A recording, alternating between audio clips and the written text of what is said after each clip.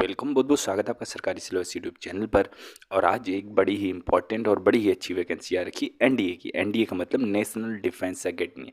अगर आप भारतीय सेनाओं में मतलब कि आर्मी, नेवी, एयरफोर्स में अगर आप अफसर बनना चाहते हो, ऑफिसर बनना चाहते हो, तो ये आपके लिए सबसे सुनहरा मौका होता है एक अर्ली स्टेज पर। सबसे जल्दी अगर भारत में, पूरे इंडिया में कोई सेंट्रल गवर्नमेंट की ग्रुप ए की जॉब मिलती तो वो है एनडीए के थ्रू आपको जॉब मिलती, आर्मी ऑफिसर, नेवी मतलब डिफेंस ऑफिसर बनने की। तो बड़ी ही ग्रेट अपने आप में वैकेंसी। लड़के और लड़कियां, पहले लड़कियां नहीं भर पाती थी पर अब लड़कियां भी भर सकती हैं। तो इसके बारे में बड़ी ही डिटेल में चर्चा करने वाले हैं। तो फॉर्म चालू हो जाएंगे 22 तारीख से, और जो है ना 11 जनवरी अंतिम तिथि रहेगी।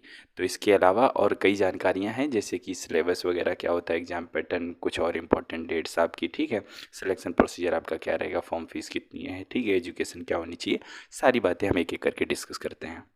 डेट्स क्या हैं और आपकी एप्लीकेशन फ़ीस कितनी है। तो देखिए, आपकी जो एप्लीकेशन है 22 दिसंबर से चालू हो गए हैं, ठीक है। लास्ट डेट 11 जनवरी है और आपके एडमिट कार्ड मार्च 2022 में आ जाएंगे, और 10 अप्रैल 2022 को आपकी एग्ज़ाम होने वाला है। तो आपका ये सारा शेड्यूल आपको पता चल गया। एप्लीकेशन फ़ीस कितनी है? 100 रुपया है जनरल और ओबीसी वालों से। SC ST वालों से कोई पैसे नहीं, और फीमेल से भी कोई पैसे नहीं।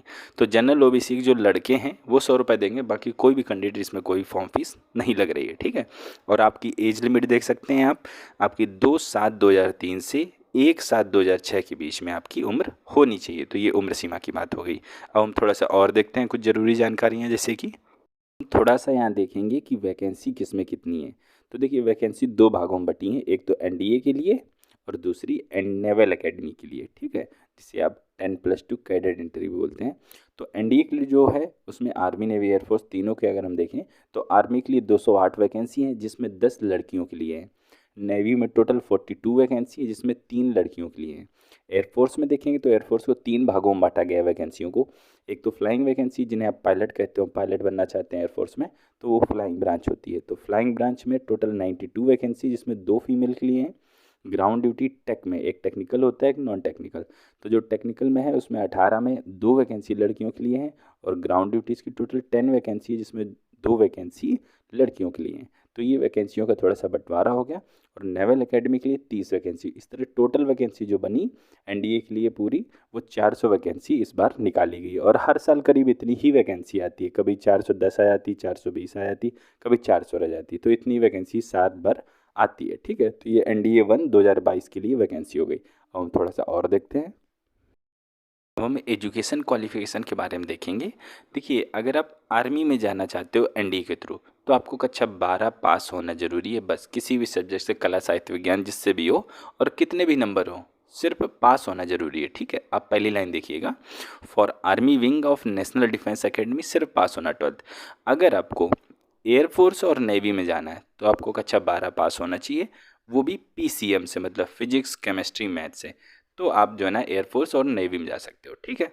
तो कुल मिला के कक्षा 12 पास वाले बच्चे इसमें फॉर्म भर सकते हैं। आर्मी के लिए, एयरफोर्स और नेवी के लिए साइंस साइड से होना चाहिए, PCM से, ठीक है। और आगे देखते हैं।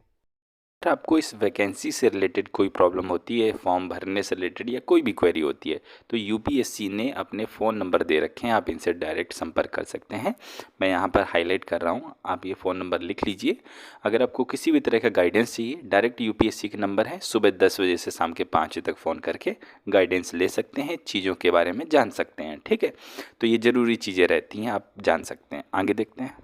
एक और डाउट बड़ा इंपॉर्टेंट है, बच्चों को बना रहता है कि क्या हम रिटन एग्ज़ाम देने जाते हैं तो क्या उसका किराया, जाने आने का खर्चा मिलता है? नहीं मिलता है, रिटन एग्ज़ाम का नहीं मिलता है। एसएसबी इंटरव्यू देने जा रहे हो तो आपको आने जाने का खर्चा मिलता है, वो भी पहली बार, सिर्फ एक बार मिलता है, दोबारा देने जाओगे तो नहीं मिलेगा, ठीक है। अब हम बात कर लेते हैं आपके सिलेबस और एग्ज़ाम पैटर्न के बारे में। सबसे पहले एग्ज़ाम पैटर्न देखिए, क्या क्या होगा, प्रोसेस क्या है। सबसे पहले आपका एक रिटन एग्ज़ाम होगा, आप उसमें अच्छे मार्क्स आ जाते हैं, मेरिट में आ जाते हैं। उसके बाद आपको एसएसबी के लिए बुलाया जाएगा। एसएसबी होने के बाद, एसएसबी रिकमेंड होने के बाद आपको वहीं से मेडिकल के लिए भेज दिया जाएगा। मेडिकल में आपको जब मेडिकल में आपका क्लियर हो जाएगा, उसके बाद एक फ़ाइनल मेरिट लिस्ट आएगी, ठीक है। उस फाइनल मेरिट लिस्ट में अगर आपका नाम आता है तो आपके लिए एक ज्वाइनिंग लेटर आएगा, आप एनडीए को ज्वाइन कर सकते हैं, ठीक है, जो कि पुणे खड़गवासला में है, आप जाके वहाँ ज्वाइन कर पाएंगे, ठीक है। तो ये आपका जो है ना कुछ सिलेक्शन प्रोसीजर है। जो आपका रिटन एग्ज़ाम है उसमें आएगी गणित और आएगी जनरल एबिलिटी। जो गणित है 2.5 घंटे का प्रश्न रहेगा और जनरल एबिलिटी भी 2.5 घंटे की। जो गणित है वो 300 नंबर की रहेगी, जो जनरल एबिलिटी है वो 600 नंबर की रहेगी। तो रिटन एग्जाम आपका टोटल 900 नंबर का होता है। इसके अलावा तो रिटन एग्जाम आपका टोटल 900 नंबर का हो गया और 900 नंबर की एसएसबी इंटरव्यू होते हैं।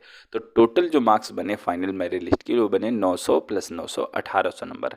1800 नंबर के आधार पर आपकी फाइनल मेरिट लिस्ट बनाई जाएगी।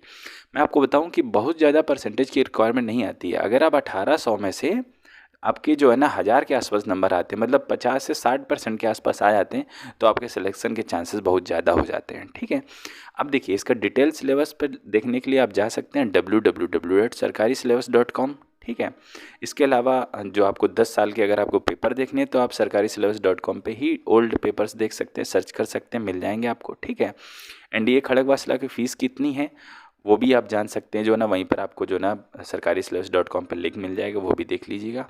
अगर कुछ और जानना पूछना चाहते हो तो हमें कमेंट कर सकते हो। फिलहाल इस वीडियो में हम इतना ही रखना चाहेंगे। हम आपसे मिलते हैं अगले वीडियो में, तब तक के लिए